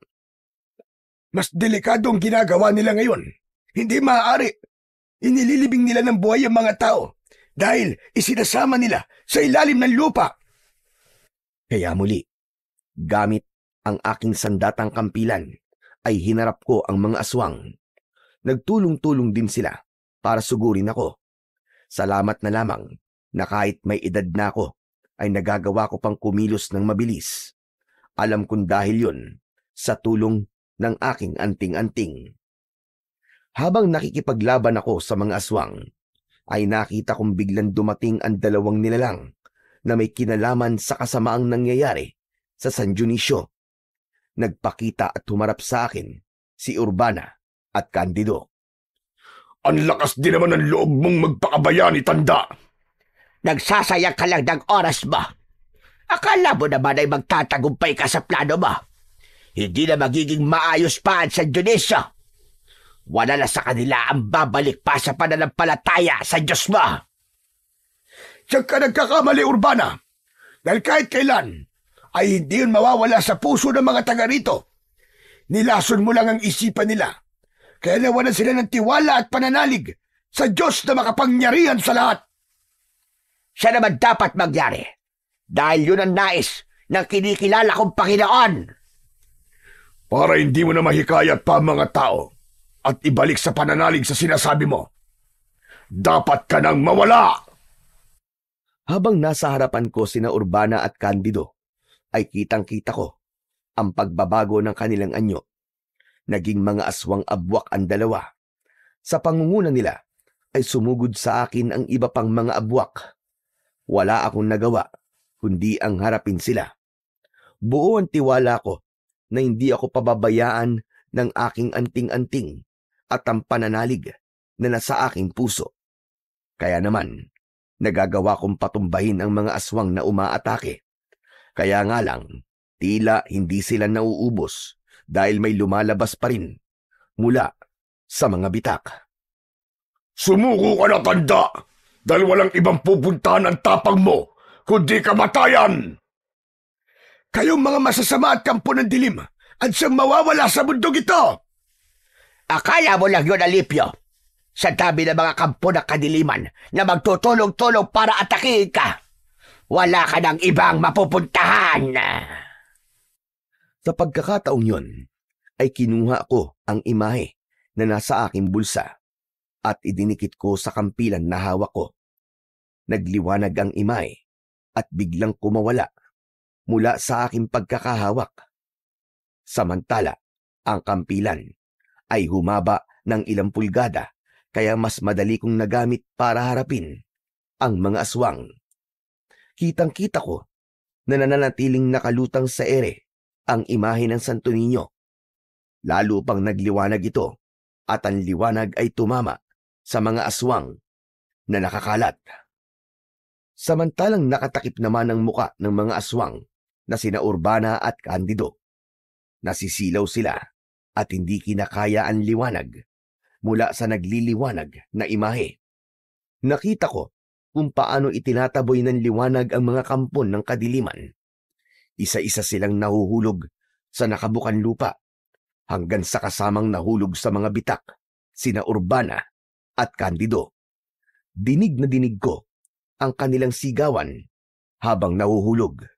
Kinain na sila ng lupa nang ang mga kampo ng dilim ay nahulog ng lahat sa nakabukang lupa. Tumama naman ang liwanag sa mga bitak at unti-unting nagdikit at nagsara. Wala na! Kinain na ng lupa ang mga aswang at nawala na rin ang mga bitak na nilika ng mga nangyaring lindol. Saglit pa ay bumalik sa aking palad ang imahe na kanina lang ay nakalutang sa hangin at nagbigay ng kakaibang liwanag. Hindi pa rin ako makapaniwala sa pangyayaring yon. Habang nasa isipan ko ang pagtataka, ay narinig ko ang pagtawag sa akin ng apo ko na si Lucas. Lolo Alipio! Lolo Alipio, nagtagumpay po kayo! Ang galing nyo! Sabi ko naman sa'yo, huwag kang lalabas. Pero wala na po ang mga aswang, di ba? Nakita ko po, kinain na po sila ng lupa. Isang himala ang nangyari, apo. Tama po kayo, Lolo Alipio. Dahil sabi nyo nga po, hindi tayo hahayaang mapahamak ng Diyos na may kapal. Lalo na't marami pong tumulong sa inyo, Lolo Alipio. Tumulong sa akin? Opo, Lolo. Hayun po sila, oh. Tignan nyo po. Itinuro sa akin ni Lucas ang pintuan ng simbahan. Nakita ko roon na papalabas sina Kapitan Simo at Rosana. Kasama niya ang mga naninirahan sa San Dionisio. Galing sila sa loob ng simbahan. Nung lumabas po kayo kanina, Lolo, nakita ko naman po ang pagdating ng mga tao. Papunta po sa loob ng simbahan. Gaya ng bilin mo, Mang Alipio, hinikayat ko mga tao para manalangin at manumbalik sa kanilang pananampalataya sa Diyos na may kapal. Kaya nagtipon-tipon kami dito sa loob ng simbahan para manalangin at humingi ng tulong sa Panginoong Diyos. Habang papunta kami sa simbahan, ay walang aswang na umatake sa amin dahil may baon kami mga pangontra. Hindi ako makapaniwala sa mga nangyari. Tama ang aking naging desisyon dahil muling nanariwa ang pananampalataya at natutong magbalik loob sa Diyos ang mga taga San Dionisio. Sapagkat yun lamang ang tanging sandata laban sa kasamaan. Walang hindi magagawa ang tunay na paniniwala at pananalig sa Diyos na lumikha. Yun ang naitulong ko sa mga taga San Dionisio, ang maibalik ang nawala nilang pananampalataya. Kasama na rin doon ang pagkakaroon ng katarungan sa naging kamatayan ng pinsan ko na si Padre Ignacio. Wala na rin ang mga nilalang na gumawa sa kanya ng masama at sumira ng kanyang pangalan.